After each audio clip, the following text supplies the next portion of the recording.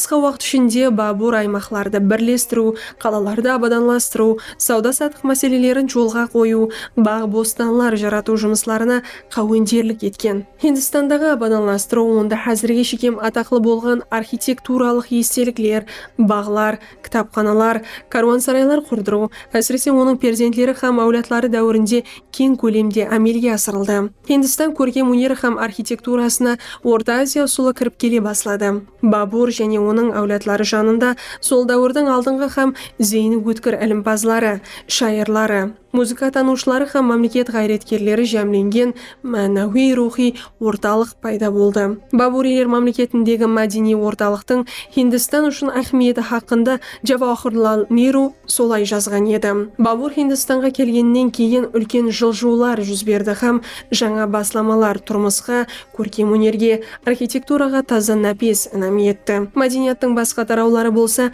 бір-біріне тұтасып кетті деген еді.